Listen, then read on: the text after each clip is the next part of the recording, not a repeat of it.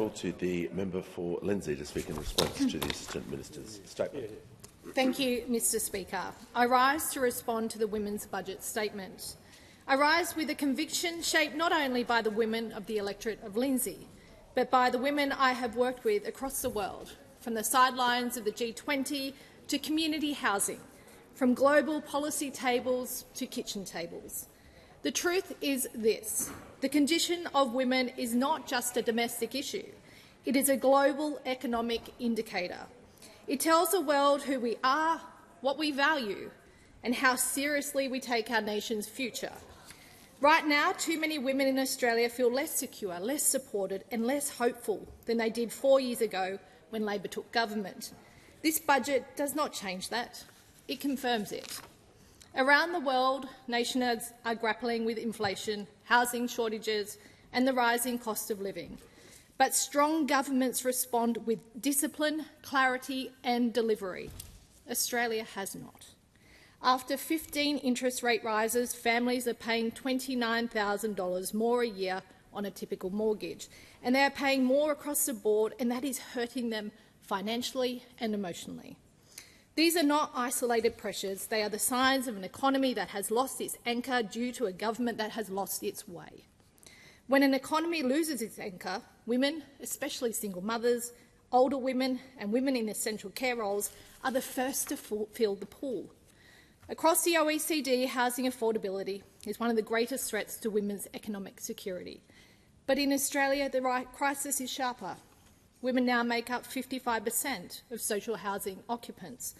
Older women are one of the fastest-growing groups experiencing homelessness. This is not accidental.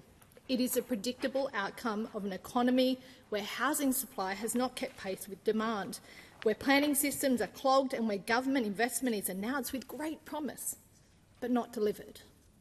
Since coming to office, the Albanese Labor government has pledged more than $1.3 billion for crisis and transitional accommodation, yet only $321 million has been spent, and only 30 dwellings have been delivered.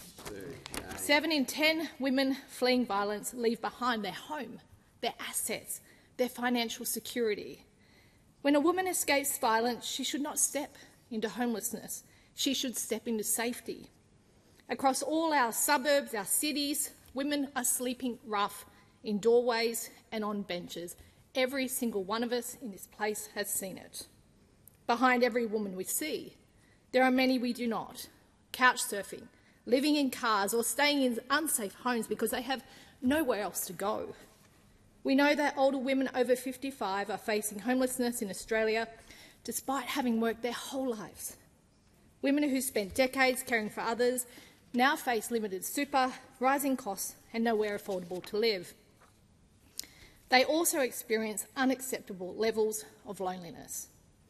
Let me tell you about 92-year-old Glad, who told me the hardest part of ageing is not the frailty that comes with it, it is loneliness. Her words echo the voices of older women I have met across the country, women who fear becoming invisible in the nation that they helped build. In my office hangs a painting called Leap of Faith.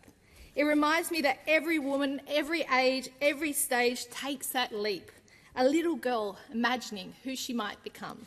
A young woman finding her place, a mother holding her family together, and women like Glad still hoping to be valued, to be heard, to be seen. And at the heart of this is women's health, where the reality of the situation is that when we make progress on medications, on treatment, on access, it becomes an announcement when it should just be a given. Women's health in Australia is not where it should be.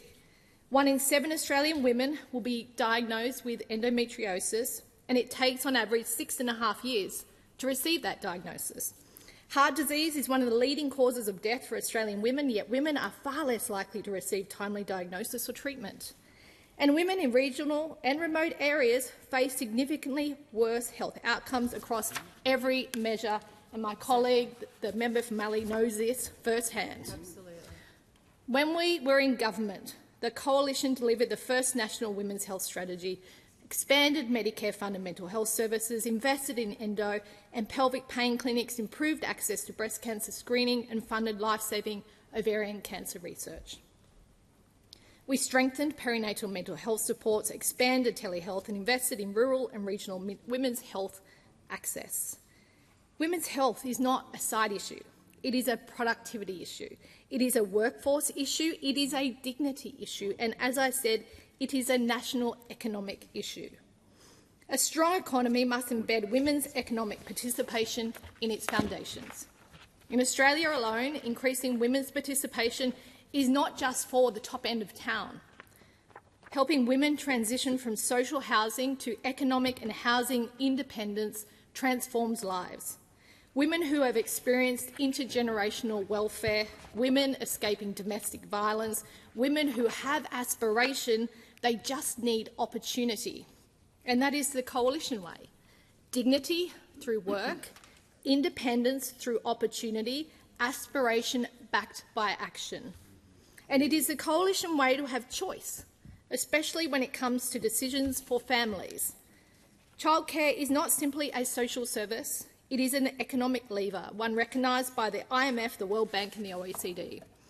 But it only works when it is affordable, accessible and aligned with family choice. Exactly. Childcare fees have risen 27% under this government. Almost 40% of services now charge above the rate cap, and in Western Sydney, there are 2.5 children for every childcare place. This is not a system enabling women to work and genuinely increasing workforce participation. It is a system forcing women to choose between work and affordability. Women's safety is the most urgent economic issue of all. Protecting women also means protecting their biological rights as women. In recent times, we have seen biological male offenders identifying as women in order to be housed in women's prisons. These biological men have committed abhorrent acts of abuse and sexual violence, and our justice system has allowed them to continue this pattern of violence once they have been placed amongst female inmates. Only last year we heard about the most atrocious case in Victoria, where a man sexually abused his 5-year-old daughter, was convicted but placed in Victoria's largest women's prison after he later identified as a woman. Since the court accepted that this man committed the abuse, in part to be validated as a woman, his crimes were recast as a woman's and led to a drastically reduced sentence of only 4 years and 9 months, with eligibility for release in just 2.5 years. In another case, a biological male who had committed murder transitioned while serving his 20-year sentence. He was moved to a minimum security women's prison where he went on to sexually assault a female inmate. You cannot stand up in this place and claim you champion women's rights while allowing this to happen.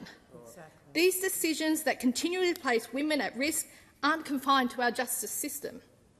We also see examples of the continued encroachment on safe spaces for women, with a push to have more gender-neutral toilets and change rooms right across communities, in our shopping centres, in our gyms, in our schools, in our hospitals and our sporting clubs. We have seen women and girls miss out on opportunities, including those on the sporting field. So I was pleased to see the International Olympic Committee make the common-sense decision to protect women's sports by only allowing biological women to participate in the female category events. Keeping women safe cannot just be a slogan. These actions and decisions have real consequences. Violence against women is not only a moral crisis, it is an economic one. The number of family and domestic violence offenders increased by 8% last year. The cost of violence against women is measured not only in trauma but in lost productivity, lost wages, lost opportunity and lost futures. And the nature of violence is changing. Technology-facilitated abuse is rising. Tracking devices hidden in cars, spyware on phones, financial abuse through digital banking, deep fakes used to threaten women and girls. Frontline services tell me they are fighting a battle on 2 fronts now, the old forms of violence and the new ones that follow women into their homes, their workplaces and on their phones. These services are exhausted. They are under-resourced and they are holding the line for women who have nowhere else to go. A woman who is unsafe cannot participate fully in the economy. A woman who is trapped cannot contribute her potential. A woman who is rebuilding needs stability, not uncertainty.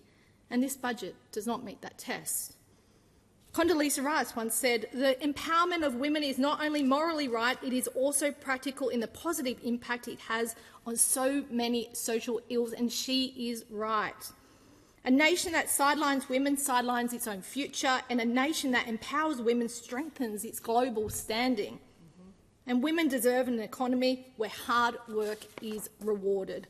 Women deserve a government that understands the pressures they face. Women deserve safe communities, affordable housing, accessible healthcare and real opportunity, not rhetoric. Women deserve a government that lives within its means so Australians have the means to live.